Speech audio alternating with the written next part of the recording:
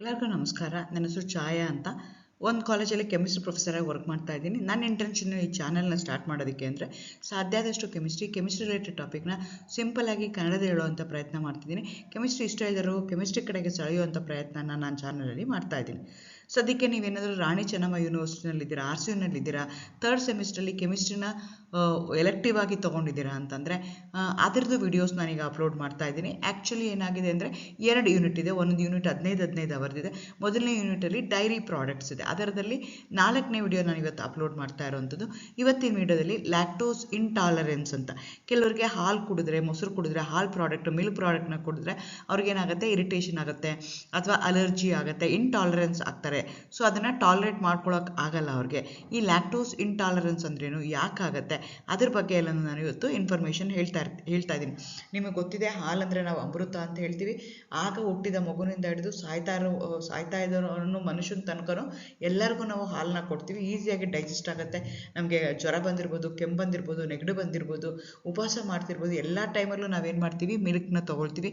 ಆದರೆ ಅಂಥ ಮಿಲ್ಕು ಕೆಲವೊಬ್ರಿಗೆ ಏನಾಗುತ್ತೆ ಅಂದರೆ ವಿಷವಾಗುತ್ತೆ.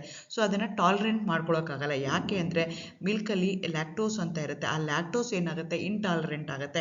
ಅದರದ್ದು ಸೈಡ್ ಎಫೆಕ್ಟ್ಸ್ ಏನು, ಯಾಕಾಗುತ್ತೆ, ಅದ್ರ ಬಗ್ಗೆ ಎಲ್ಲನೂ ಇವತ್ತು ಇನ್ ಡೀಟೇಲ್ ಆಗಿ ಹೇಳೋಣ ಅಂತ ಅಂದ್ಕೊಳ್ತಾ ಇದ್ದೀನಿ. ಎಗೇನ್ ವೆಲ್ಕಮ್ ಟು ಛಾಯಾ. ನನ್ನ ಚಾನಲ್ನ ಸಬ್ಸ್ಕ್ರೈಬ್ ಮಾಡಿ, ಶೇರ್ ಮಾಡಿ. ನಿಮ್ಮ ಸಿಲೆಬಸ್ ಪ್ರಕಾರ ಇಲ್ಲಿ ಡೈರಿ ಪ್ರಾಡಕ್ಟ್ಸಲ್ಲಿ ಏನೇನು ಕೇಳ್ತಾರೆ ಅಂದರೆ ಕಾಂಪೋಸಿಷನ್ ಆಫ್ ಮಿಲ್ಕ್ ಪ್ರಾಡಕ್ಟ್ ಅಂತ ಕೇಳ್ತಾರೆ. Analysis of fat content, mineral in milk and butter, comparison ಮಾಡಿ ಮಿಲ್ಕು ಬಟರು ಯಾವುದು ಬೆಟರ್ ಅಂತ ಕೇಳ್ತಾರೆ. ಅದೇ ಥರ ವಾಟರ್ ಕಂಟೆಂಟ್ ಎಷ್ಟಿದೆ ನನ್ನ ಮಿಲ್ಕ್ ಒಳಗಡೆ, estimation of the added water ಬೇಕು ಅಂತ ಯೂಶ್ವಲಿ ನೀರು ಹಾಕೊಂಬಂದರೆ ಅದನ್ನು ಹೆಂಗೆ ಕಂಡುಹಿಡಿಯುವಂಥದ್ದು, ಅದ್ರ ಬಗ್ಗೆನೂ ಎಲ್ಲನೂ ಇನ್ಫಾರ್ಮೇಷನ್ನು ತಿಳ್ಕೊಬೇಕು ಅಂತ ಎಕ್ಸ್ಪೆಕ್ಟ್ ಮಾಡ್ತಾರೆ. ಈ ಲ್ಯಾಕ್ಟೋಸ್ ಇಂಟಾಲರೆನ್ಸ್ ಯಾಕಾಗುತ್ತೆ, ಹಂಗಂದರೆ ಏನು, ಯಾವ ಕಾರಣದಿಂದ ಆಗುತ್ತೆ, ಯಾವ ವಯಸ್ಸಲ್ಲಿ ಆಗುತ್ತೆ, ಅದ್ರ ಬಗ್ಗೆ ಇನ್ ಡೀಟೇಲ್ ಆಗಿ ಶೇರ್ ಮಾಡಿ. ಈ ಲ್ಯಾಕ್ಟೋಸ್ ಇಂಟಾಲರೆನ್ಸ್ ಅಂತ ಏನು ಕರಿತೀವಲ್ಲ, ಅದರಲ್ಲಿ ನಿಮಗೆ ಇರುವಂಥ ಶುಗರು ಅದು ಡೈಸ್ಯಾಕರೈಡು. ಮಿಲ್ಕಲ್ಲಿರುವಂಥದ್ದು ಶುಗರ್ ಯಾವುದು, ಕಾರ್ಬೋಹೈಡ್ರೇಟ್ಸ್ ಯಾವುದು ಅಂತಂದರೆ ಡೈಸ್ಯಾಕರೈಡು. ಅದು ಏನಾಗುತ್ತೆ ಅಂತಂದರೆ ಡೈಜೆಸ್ಟ್ ಆಗಲ್ಲ. ಮಿಲ್ಕ್ ಪ್ರಾಡಕ್ಟ್ ಏನಾಗುತ್ತೆ, ಆ ಲ್ಯಾಕ್ಟೋಸ್ ಏನಾಗುತ್ತೆ, ನನಗೆ ಅದಕ್ಕೆ ಜೀರ್ಣ ಮಾಡ್ಕೊಳ್ಳೋವಂಥದ್ದು ಒಂದು ಎನ್ಸೈಮ್ ಇರುತ್ತೆ. ಆ ಎನ್ಸೈಮ್ ನನ್ನ ಬಾಡಿ ಒಳಗಡೆ ಇಲ್ದಿದ್ದಾಗ ಅದೇನಾಗುತ್ತೆ ಅಂದರೆ ಡೈಜೆಸ್ಟ್ ಆಗಲ್ಲ. ಅದಕ್ಕೆ ನಾವೇನಂತ ಕರಿತೀವಿ, ಇಂಟಾಲರೆನ್ಸ್ ಅಂತ ಕರಿತೀವಿ. ಇದು ಯೂಶಲಿ ಯಾರಿಗೆ ಬೇಕಾದ್ರೂ ಬರ್ಬೋದು, ಯಾವಾಗ ಬೇಕಾದ್ರೂ ಬರ್ಬೋದು.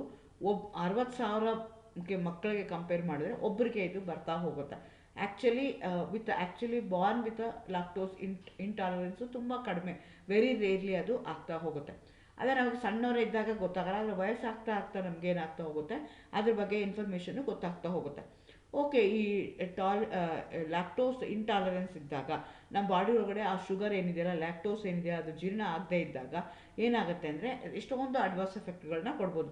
ಯಾಕಂದರೆ ಪ್ರೈಮರಿ, ಸೆಕೆಂಡ್ರಿ, ಟರ್ಷರಿ, ಕ್ವಾಟರ್ನರಿ ಇದು ಅಂತ ಹೇಳ್ತಾರೆ. ಬಟ್ ನೀವು ಸಿಂಪಲ್ಲಾಗಿ ಅರ್ಥ ಮಾಡ್ಕೊಳ್ಳೋದಾದರೆ ಅದೇನಾಗುತ್ತೆ ಅಂದರೆ ನಿಮಗೆ ಚೆನ್ನಾಗಿ ಜೀರ್ಣ ಆಗಲ್ಲ, ಹಂಗಾಗಿ ಬೇದಿ ಆಗ್ಬೋದು, ಅಥವಾ ನಿಮಗೆ ಹೊಟ್ಟೆ ಒಳಗಡೆ ಗಾಳಿ ಉಬ್ಬರಿಸ್ದಂಗೆ ಅಂತ ಹೇಳ್ತಾರಲ್ಲ, ಆ ಥರ ಆಗ್ಬೋದು, ಬ್ಲಾಟಿಂಗ್ ಆಗ್ಬೋದು ಅದನ್ನು ತಿಂದ ಮೇಲೆ ಅಥವಾ ಕುಡಿದ ಮೇಲೆ ಡೈರಿ ಪ್ರಾಡಕ್ಟ್ಸ್ನ. ಸೊ ಅದೇ ಥರ ಏನಾಗುತ್ತೆ ಅಂದರೆ ಇದು ಒಂದು ಮೆಥಡ್. ಅದೇ ಥರ ನೀವು ಇಲ್ಲ ಅದು ಏನಾದರೂ ಆಗಲಿ ನಾನು ತೊಗೊಳ್ತೀನಿ ಅಂತಂದರೆ there may be rupture of the intestine ಏನು ಅದು ಆಗ್ಬೋದು. That may leads to some other problem also. So ತುಂಬ ಸ್ಮಾಲ್ ಕ್ವಾಂಟಿಟಿಲಿದ್ದಾಗ ಮಾಲ್ ಅಬ್ಸರ್ಪ್ಷನ್ ಆಗ್ತಾ ಹೋಗುತ್ತೆ. ಹಂಗಾಗಿ ನಿಮಗೆ ಅನ್ಕಂಫರ್ಟಬಲ್ ಫೀಲ್ ಆಗುತ್ತೆ ಮಿಲ್ಕ್ ಪ್ರಾಡಕ್ಟ್ನ ತೊಗೊಂಡಾಗ. ಬಟ್ ನಿಮಗೆ ಇದಾಗಲ್ಲ. ಆದರೆ ಅದರಲ್ಲಿ ಬೇರೆ ಬೇರೆ ಸ್ಟೇಜಸ್ ಇದೆ. ಆ ಸ್ಟೇಜ್ಗೆ ಹೋದಾಗ ಅದೇನಾಗ್ತಾ ಹೋಗುತ್ತೆ, ಬೇರೆ ಬೇರೆ ಥರ ಅದನ್ನು ತೋರಿಸ್ತಾ ಹೋಗುತ್ತೆ. ಯಾಕಾಗತ್ತಿದು, ಯಾಕೆ ಅವ್ರಿಗೆ ಡೈಜೆಸ್ಟ್ ಆಗಲ್ಲ, ಮಿಲ್ಕ್ ತೊಗೊಂಡ್ರೆ ಯಾಕೆ ಡೈಜೆಸ್ಟ್ ಆಗಲ್ಲ? ನಾನು ಮುಂಚೆನೇ ಹೇಳ್ದಂಗೆ ಆ ಲ್ಯಾಕ್ಟೋಸ್ ಏನಿದೆಯಲ್ಲ, ಕಾರ್ಬೋಹೈಡ್ರೇಟು, ಅದು ನನಗೆ ಜೀರ್ಣ ಆಗಬೇಕು ಅಂದರೆ ನನಗೆ ಒಂದು ಎನ್ಸೈಮ್ ಇರಬೇಕು. ಆ ಎನ್ಸೈಮ್ಗೆ ನಾನೇನಂತ ಕರಿತೀನಿ, ಲ್ಯಾಕ್ಟೇಸ್ ಅಂತ ಕರಿತೀನಿ. ಆ ಎನ್ಸೈಮ್ ಇದ್ದರೆ ಮಾತ್ರನೇ ನನ್ನ ಬಾಡಿ ಒಳಗಡೆ ಏನಾಗ್ತಾ ಹೋಗುತ್ತೆ ಅಂದರೆ ನಾವು ತೊಗೊಳ್ಳೋಂಥ ಲ್ಯಾಕ್ಟೋಸ್ ಏನಾಗುತ್ತೆ, ಹೈಡ್ರಾಲಿಸಿಸ್ ಆಗಿ ಅದು ಗ್ಲೂಕೋಸ್ ಮತ್ತು ಗ್ಯಾಲಕ್ಟೋಸ್ ಆಗಿ ಕನ್ವರ್ಟ್ ಆಗುತ್ತೆ. ಇಲ್ಲ ಅಂತಂದರೆ ಅದು ಕನ್ವರ್ಟ್ ಆಗಲ್ಲ. ಸೊ ಆವಾಗ ಏನಾಗುತ್ತೆ, ನಿಮಗೆ ಸೆಲ್ ಅದೇನಾಗುತ್ತೆ, ನೀವು ತೊಗೊಂಡಿರುವಂಥದ್ದು lining of the small intestine are unable to produce the enzyme lactase. ಆ ಲ್ಯಾಕ್ಟೇಸ್ ಎನ್ಸೈಮು ಪ್ರೊಡ್ಯೂಸ್ ಆಗಲ್ಲ ಬಾಡಿ ಒಳಗಡೆ. ಅದು ಆದರೆ ಮಾತ್ರ ನಿಮ್ಗೆ ಏನಾಗುತ್ತೆ ಅಂತಂದರೆ ಡೈಜೆಷನ್ ಆಗುತ್ತೆ, ಇಲ್ಲ ಅಂದರೆ ಆಗಲ್ಲ. ಸೊ ಇಲ್ಲಿ ಲ್ಯಾಕ್ಟೋಸ್ ಇಂಟಾಲರೆನ್ಸ್ ಚಿತ್ರದಲ್ಲಿ ನೋಡಿ, ಅಲ್ಲಿ ಲ್ಯಾಕ್ಟೋಸ್ ಇದೆ, ಅದು ನೋ ಲ್ಯಾಕ್ಟೋಸ್ ಅಂತ ಹೇಳ್ತಾ ಇದ್ದೀವಿ. ನನ್ನ ಬಾಡಿ ಒಳಗಡೆ ಲ್ಯಾಕ್ಟೋಸ್ ಇಲ್ಲ. ಆವಾಗ ಏನಾಗುತ್ತೆ ಅಂದರೆ ಅದು ಬ್ಯಾಕ್ಟೀರಿಯಲ್ ಫರ್ಮೆಂಟೇಷನ್ ಆಗುತ್ತೆ. ಫರ್ಮೆಂಟೇಷನ್ ಆಗಿ ಆ್ಯಸಿಡ್ಸು ಮತ್ತು ಗ್ಯಾಸಸ್ ಆಗುತ್ತೆ. ಹಾಗಾಗಿ ನಿಮಗೆ ಹೊಟ್ಟೆ ಉರಿಯುವಂಥದ್ದು ಅಥವಾ ಅಸಿಡಿಟಿ ಆಗುವಂಥದ್ದು ಇದೆಲ್ಲನೂ ನಿಮಗೆ ಆಗ್ತಾ ಹೋಗುತ್ತೆ. ಇದಕ್ಕೆ ನಾವೇನಂತ ಕರಿತೀವಿ, ಲ್ಯಾಕ್ಟೋಸ್ ಇಂಟಾಲರೆನ್ಸ್ ಅಂತ ಕರಿತೀವಿ. ವೈ ಲ್ಯಾಕ್ಟೋಸ್ ಇಂಟಾಲರೆನ್ಸ್ ಆಗ್ತಾ ಇದೆ ಅಂದರೆ that is because of the absence of the lactase. ನಮ್ಮ ಬಾಡಿ ಒಳಗಡೆ ಲ್ಯಾಕ್ಟೇಸ್ ಕಡಿಮೆ ಇದ್ದಾಗ ಅಥವಾ ಇಲ್ಲವೇ ಇಲ್ಲ ಅಂದಾಗ ಲ್ಯಾಕ್ಟೋಸ್ ಇಂಟಾಲರೆನ್ಸ್ ಆಗುತ್ತೆ. ವೆರಿ ರೇರ್ಲಿ, ನಾನು ಹೇಗೆ ಅದು 60,000 ಜನಕ್ಕೆ ಒಬ್ಬ ಮಗುಗೆ ಅದು ಆ ರೀತಿಯಾಗಿ ಆಗ್ತಾ ಹೋಗುತ್ತೆ. ಬಟ್ ಆಗುತ್ತೆ, ಟಾಲರೆನ್ಸ್ ಆಗ್ತಾ ಹೋಗುತ್ತೆ. ಯಾಕಾಗುತ್ತೆ ಅಂತಂದರೆ ಯಾರಾಗ್ಬೋದು, ಯಾರಿಗಾಗ್ಬೋದು, ಯಾರಿಗೆ ಬೇಕಾದ್ರೂ ಆಗ್ಬೋದು, ನನಗೂ ಬೇಕಾದ್ರೂ ಆಗ್ಬೋದು, ನಿಮಗೆ ಬೇಕಾದ್ರೂ ಆಗ್ಬೋದು, ಯಾರು ಬೇಕಾದ್ರೂ ಆಗ್ಬೋದು. Again it depends upon the hereditary ಅಂತ ಹೇಳ್ತಾರೆ. ಸೊ ನಿಮ್ಮ ಮನೇಲಿ ಯಾರಿಗೋ ಒಬ್ರಿಗೆ ಇತ್ತು ಅಂತಂದರೆ ಅವಾಗ ಅದು ನಿಮಗೆ ಕಂಟಿನ್ಯೂ ಆಗುತ್ತೆ. People who are lactose intolerant are still withstand some milk or dairy product but have to cut down their amount in the diet. So ಅದನ್ನು ಹೇಗೆ ಕಂಟ್ರೋಲ್ ಮಾಡ್ಕೋಬೋದು? ಲ್ಯಾಕ್ಟೋಸ್ ಇಂಟಾಲರೆನ್ಸ್ ಆಗ್ತಾ ಇದೆ, ನಾನು ಮಿಲ್ಕ್ ಪ್ರಾಡಕ್ಟ್ನ ತೊಗೊಂಡ್ರೆ ಲ್ಯಾಕ್ಟೇಸ್ ನನ್ನ ಬಾಡಿ ಒಳಗಡೆ ಇಲ್ದಿದ್ದಾಗ, ಪ್ರೊಡ್ಯೂಸ್ ಆಗದೇ ಇದ್ದಾಗ ಅದೇನಾಗುತ್ತೆ, ಕ್ಲೀವ್ ಆಗಲ್ಲ.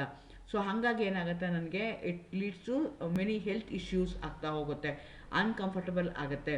ಜೊತೆಗೆ ನನಗೇನಾಗುತ್ತೆ ಅಂತಂದರೆ ವಾಮಿಟ್ ಬರೋಂಗೆ ಆಗುತ್ತೆ, ಆಮೇಲೆ ಡೈರಿ ಆಗುತ್ತೆ, ಅಂದರೆ ತುಂಬ ಸಲ ಮೋಷನ್ಗೆ ಹೋಗಬೇಕು ಅನಿಸುತ್ತೆ, ಬೆದಿ ಆಗುತ್ತೆ ಅಂತ ಹೇಳ್ತಾರಲ್ಲ, ಆ ರೀತಿ ಆಗುತ್ತೆ. ಈ ರೀತಿಯಾಗಿ ಬೇರೆ ಬೇರೆ ನಿಮಗೆ ಆಗ್ತಾ ಹೋಗುತ್ತೆ. ಅದನ್ನು ಈ ಇಂಟಾಲರೆನ್ಸ್ ಇದೆಯಲ್ಲ, ಅದನ್ನು ನಾನು ಟಾಲರೇಟ್ ಮಾಡ್ಕೊಳ್ಳೋಕ್ಕಾಗಲ್ಲ. ಅದನ್ನು ಹೇಗೆ ಕಂಟ್ರೋಲ್ ಮಾಡ್ಕೋಬೋದು ಅಂತಂದರೆ, ನಾನು ತಿನ್ನೋದನ್ನೇ ನಿಲ್ಲಿಸ್ಬಿಡ್ಬೇಕು ಅಥವಾ ತುಂಬ ಕಡಿಮೆ ಕ್ವಾಂಟಿಟಿ ಅದನ್ನು ನಾನು ತೊಗೋಬೇಕಾಗತ್ತೆ. ಎಗೇನ್ ಲ್ಯಾಕ್ಟೋಸ್ ಫ್ರೀ ಪ್ರಾಡಕ್ಟ್ಗಳು ತುಂಬ ಅವೈಲಬಲ್ ಇದೆ ಮಾರ್ಕೆಟಲ್ಲಿ. ನಿಮಗೆ ನೋಡ್ಬೋದು, ಲ್ಯಾಕ್ಟೋಸ್ ಫ್ರೀ ಅಂತ ಮಿಲ್ಕ್ ಇರ್ಬೋದು, ಚಾಕ್ಲೇಟ್ಸ್ ಇರ್ಬೋದು, ಚೀಸ್ ಇರ್ಬೋದು, ಇದೆಲ್ಲ ನಿಮಗೆ ಸಿಗುತ್ತೆ. ಲ್ಯಾಕ್ಟೋಸ್ ಫ್ರೀ ಪ್ರಾಡಕ್ಟ್ ಅಂತಲೇ ನಿಮಗೆ ಕಮರ್ಷಿಯಲಿ ಸಿಗುತ್ತೆ. ನೀವು ಇದಕ್ಕೆ ನಿಮಗೆ ಆ ಮಿಲ್ಕಲ್ಲಿರುವಂಥ ಸೇಮ್ ಪ್ರೋಟೀನ್ಸು, ಎನರ್ಜಿ ಏನು ಬೇಕಲ್ಲ ಅದು ಬೇಕು ಅಂದರೆ ಈ ಪ್ರಾಡಕ್ಟ್ನ ತೊಗೋಬೋದು, ಆದರೆ ಇದರೊಳಗಡೆಗೆ ಲ್ಯಾಕ್ಟೋಸು ಇರೋದಿಲ್ಲ. ಅದೇ ರೀತಿ ಡೈರಿ ಫ್ರೀ ಪ್ರಾಡಕ್ಟ್ಸ್ ಅಂತ ಕರಿತೀವಿ. ಡೈರಿನಲ್ಲೂ ಏನಾಗುತ್ತೆ ಅಂತಂದರೆ, ಎಷ್ಟೊಂದು ಕಡೆಗೆ ಹಾಲೇ ಹಾಕಿರಲ್ಲ, ಅವರು ನೀವು ಪ್ಯಾಕೆಟ್ನ ನೋಡಿದ್ರೆ ಹಾಲಿರುತ್ತೆ ಅಂತ ಹೇಳ್ತಾರೆ, ಡೈರಿ ಮಿಲ್ಕ್ ಅಂತ ಹೇಳ್ತಾರೆ, ಆದರೆ ಅಲ್ಲಿ ಯಾವುದೇ ಕಾರಣಕ್ಕೆ ಮಿಲ್ಕೇ ಇರೋದಿಲ್ಲ. ಆ ರೀತಿಯಾಗಿ ಪ್ರಾಡಕ್ಟ್ನ ಮಾಡಿರ್ತಾರೆ. ಅಂಥದ್ರೆ ನೀವು ತೊಗೊಂಡ್ರೆ ನಿಮ್ಗೆ ಯಾವುದೇ ರೀತಿಯ ತೊಂದರೆ ಆಗೋದಿಲ್ಲ. ಅದೇ ರೀತಿ delicious non dairy milk alternatives are also available. Soya milk ಇರ್ಬೋದು, ರೈಸ್ ಮಿಲ್ಕ್ ಇರ್ಬೋದು, ಹೆಂಪ್ ಮಿಲ್ಕ್ ಅಂತ ಹೇಳ್ತಾರೆ, ಓಲ್ಟ್ ಮಿಲ್ಕ್ ಅಂತಾರೆ, ಆಲ್ಮಂಡ್ ಮಿಲ್ಕ್ ಅಂತ ಹೇಳ್ತಾರೆ, ಏಜಾನೆಟ್ ಮಿಲ್ಕ್ ಅಂತ ಹೇಳ್ತಾರೆ, ಕೋಕೋನಟ್ ಮಿಲ್ಕ್ ಅಂತ ಹೇಳ್ತಾರೆ, ಕ್ಯಾಶ್ಯೂ ಮಿಲ್ಕ್. ಸೊ ನನಗೆ ಅದೇ ಥರದ್ದು ಪ್ರೋಟೀನು, ಕಂಪ್ಲೀಟ್ ಫುಡ್ ಬೇಕು. ನನಗೇನಾಗ್ತಾ ಇದ್ದೀನಿ, ನಾನು ಲ್ಯಾಕ್ಟೋಸ್ ಇಂಟಾಲರೆನ್ಸ್ ಆಗ್ತಾ ಇದೆ, ನಾನು ಹಾಲು ತೊಗೊಂಡ್ರೆ ನನಗೆ ಬ್ಲಾಟಿಂಗ್ ಆಗುತ್ತೆ, ಅಸಿಡಿಟಿ ಆಗುತ್ತೆ, ತೊಂದರೆ ಆಗುತ್ತೆ. ಅದು ಯಾಕೆ ಅಂದರೆ ನನ್ನ ಬಾಡಿ ಒಳಗಡೆಗೆ ಲ್ಯಾಕ್ಟೇಸ್ ಅನ್ನೋ ಎನ್ಸೈಮು ಡೆವಲಪ್ ಆಗೋದಿಲ್ಲ. ಹಾಗಾಗಿ ಏನಾಗುತ್ತೆ, ಇಟ್ ಅಂಡರ್ಗೋಸ್ ಬ್ಯಾಕ್ಟೀರಿಯಲ್ ಫರ್ಮೆಂಟೇಷನ್ ಆಗುತ್ತೆ. Since it undergoes A bacterial fermentation ಆಗೋದ್ರಿಂದ ನಿಮಗೆ ಹುಳಿ ಅಥವಾ ತೇಗು ಅಥವಾ ನಿಮಗೆ ಹೊಟ್ಟೆ ಉರಿ ಆಗೋದು ಅಂಥದ್ದು ಆ ಥರದ್ದೆಲ್ಲ ನಿಮಗೆ ಕಾಣಿಸ್ತಾ ಹೋಗುತ್ತೆ. ಅದನ್ನು ಹೇಗೆ ಅವಾಯ್ಡ್ ಮಾಡ್ಬೋದು? ಸಾಧ್ಯ ಆದಷ್ಟು ಆಹಾರ ಇರೋವಂಥದ್ದು ನನಗೆ ಗೊತ್ತಾಯಿತು ಅಂದರೆ ನಾನು ಲ್ಯಾಕ್ಟೋಸ್ ಇಂಟಾಲರೆನ್ಸ್ ಇದ್ದೀನಿ ಅಂತಂದರೆ, ಸೊ ಲ್ಯಾಕ್ಟೋಸ್ ಇರೋವಂಥ ಫುಡ್ನ ನಾನು ಏನು ಮಾಡಬೇಕಾಗತ್ತೆ, ಅವಾಯ್ಡ್ ಮಾಡಬೇಕಾಗತ್ತೆ. ಅದು ಬಿಟ್ಬಿಟ್ಟು ನಾನು ಹೇಳ್ದಂಗೆ ಅದು ಕಂಪ್ಲೀಟ್ ಫುಡ್ ಇದೆ, ಎಲ್ಲ ಕೊಡುತ್ತೆ ಅಂತ ಅದು ಬಿಟ್ಬಿಟ್ಟು ಆಗತ್ತೆ. ಅದಕ್ಕೆ ಈಕ್ವಲೆಂಟ್ ಆಗಿ ಎಷ್ಟೊಂದು ಮಿಲ್ಕ್ಗಳು ಅವೈಲ್ ಇದೆ. ಸೋಯಾ ಮಿಲ್ಕ್ ಇರ್ಬೋದು, ರೈಸ್ ಮಿಲ್ಕ್ ಇರ್ಬೋದು, ಬೇರೆ ಬೇರೆ ಥರ ನಿಮಗೆ ಕೋಕೋನಟ್ ಮಿಲ್ಕ್ ಇರ್ಬೋದು, ಇದೆಲ್ಲ ಸಿಗ್ತಾ ಹೋಗುತ್ತೆ. ಇದೆಲ್ಲ ನಿಮಗೆ ಹೇಗೆ ಸಿಗುತ್ತೆ ಅಂತಂದರೆ, ಅದು ತೊಗೊಂಡು ಅದನ್ನು ನೀವು ಗ್ರೈಂಡ್ ಮಾಡಿ ಎಕ್ಸ್ಟ್ರಾಕ್ಟ್ನ ತೊಗೊಂಡ್ರೆ ನಿಮ್ಗೆ ಏನಾಗ್ತಾ ಹೋಗುತ್ತೆ, ಕಾರ್ಬೋಹೈಡ್ರೇಟ್ಸ್ ನಿಮಗೆ. ಹಾಗಾಗಿ ಬೇರೆ ಬೇರೆ ಆಲ್ಟರ್ನೇಟಿವ್ ಇದೆ. ಅದೇ ಥರ ನ್ಯಾಚುರಲಿ ಲ್ಯಾಕ್ಟೋಸ್ ಫ್ರೀ ಫ್ರೂಟ್ಸ್ ಇದೆ. ಮಿಲ್ಕ್ ಪ್ರಾಡಕ್ಟ್ ಬಿಟ್ಬಿಟ್ಟು ಬೇರೆ ಏನಿರ್ಬೋದು, ಫಿಶ್ ಇರ್ಬೋದು, ಎಗ್ ಇರ್ಬೋದು, ನಿಮಗೆ ಪ್ರೋಟೀನ್ ಬೇಕು, ಇದೆಲ್ಲ ಬೇಕು ಅಂದರೆ ಫಿಶ್ ಇರ್ಬೋದು, ಎಗ್ ಇರ್ಬೋದು, ಫ್ರೂಟ್ಸು, ವೆಜಿಟೇಬಲ್ಸು, ಇದನ್ನೆಲ್ಲ ತೊಗೊಂಡು ನ್ಯಾಚುರಲಿ ಇದೆ, which is free from the lactose. ಇದರೊಳಗಡೆ ಯಾವುದೇ ಕಾರಣಕ್ಕೆ ಲ್ಯಾಕ್ಟೋಸ್ ಇರಲ್ಲ, ಅದನ್ನು ನೀವು ತೊಗೋಬೋದು. ಸೊ ಹಾಗಾಗಿ ನಿಮಗೆ ಲ್ಯಾಕ್ಟೋಸ್ ಇಂಟಾಲರೆನ್ಸ್ ಯಾಕೆ ಆಗುತ್ತೆ ಅಂತಂದರೆ, ನಿಮ್ಮ ಬಾಡಿ ಒಳಗಡೆ ಲ್ಯಾಕ್ಟೇಸ್ ಅಂತ ಒಂದು ಎನ್ಸೈಮ್ ಇದೆಯಲ್ಲ, ಎನ್ಸೈಮ್ ಪ್ರೊಡ್ಯೂಸ್ ಆಗದೆ ಇದ್ದಾಗ ನಿಮ್ಗೆ ಏನಾಗುತ್ತೆ, ಅದು ಇಂಟಾಲರೆನ್ಸ್ ಆಗುತ್ತೆ. ಅದು ತೊಗೊಂಡ್ರೆ ನಿಮ್ಗೆ ಏನಾಗುತ್ತೆ, ಇರಿಟೇಷನ್ ಆಗುತ್ತೆ, ಪ್ರಾಬ್ಲಮ್ ಆಗ್ತಾ ಹೋಗುತ್ತೆ.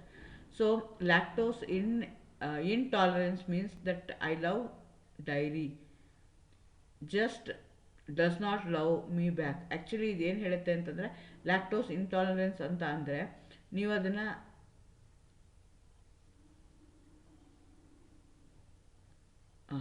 ಲ್ಯಾಕ್ಟೋಸ್ ಇಂಟಾಲರೆನ್ಸ್ ಅಂದರೆ ನೀವು ತೊಗೊಳ್ತೀರಾ ಲ್ಯಾಕ್ಟೋಸ್, ಆದರೆ ಅದು ನಿಮ್ಗೆ ತುಂಬ ಇಷ್ಟ ಆಗಿದೆ, ಡೈರಿ ಪ್ರಾಡಕ್ಟ್ಸ್ ಇರ್ಬೋದು, ಕೋವಾ ಇರ್ಬೋದು, ಮಿಲ್ಕ್ ಇರ್ಬೋದು, ಮಿಲ್ಕ್ ಪ್ರಾಡಕ್ಟ್ಸ್ ಇರುತ್ತೆ, ಮಿಲ್ಕ್ ಸ್ವೀಟ್ಸ್ ಇರ್ಬೋದು, ಅದೆಲ್ಲ ನಿಮ್ಗೆ ಇಷ್ಟ ಇದೆ. ಅದೇ ನೀವು ಲ್ಯಾಕ್ಟೋಸ್ ಇಂಟಾಲರೆನ್ಸ್ ಆಯಿತು ಅಂತಂದರೆ ನೀವು ತಿಂದರೂ ಏನಾಗುತ್ತೆ, ಅದೇನಾಗುತ್ತೆ ನಿಮಗೆ ಅಡ್ವಾನ್ಸ್ ಎಫೆಕ್ಟ್ನ ಕೊಡುತ್ತೆ. ಹಾಗಾಗಿ ನೀವು ಅದನ್ನು ಬೇಕೇ ಬೇಕು ಅಂತ, ಯಾಕಂದರೆ ಯಾವಾಗೂ ಮನುಷ್ಯಂದು ಏನು ಅಂತಂದರೆ ಅವ್ನಿಗೆ ಏನು ಬೇಡ ಅಂತ ಹೇಳ್ತೀವೋ ಅದನ್ನು ಮಾಡಬೇಕು ಅಂತ ಚಟ ಇರುತ್ತೆ. ಲ್ಯಾಕ್ಟೋಸ್ ಇಂಟಾಲರೆನ್ಸ್ ಅವ್ರಿಗೆ ಸಾಧ್ಯ ಆದಷ್ಟು ಲ್ಯಾಕ್ಟೋಸ್ ಫ್ರೀ ಫುಡ್ನ ತಿನ್ನಿ, ಲ್ಯಾಕ್ಟೋಸ್ನ ಅವಾಯ್ಡ್ ಮಾಡಿ ಅಂತ ಹೇಳ್ತಾರೆ. ಹಾಗಾಗಿ ಟೆಂಪ್ಟೇಷನ್ ಜಾಸ್ತಿ ಆಗುತ್ತೆ. ಹಂಗಾಗಿ ಅದನ್ನು ಲವ್ ಮಾಡೋಕ್ಕೆ ಶುರು ಮಾಡ್ತೀನಿ. ಆದರೆ ನನ್ನ ಬಾಡಿ ವರ್ಕ್ ಏನು ಮಾಡ್ತಲ್ಲ ಅದೇನು ಮಾಡುತ್ತೆ, ಇಂಟರ್ನ್ ನನಗೆ ಸಪೋರ್ಟ್ ಮಾಡೋದಿಲ್ಲ. Thank you, all the best.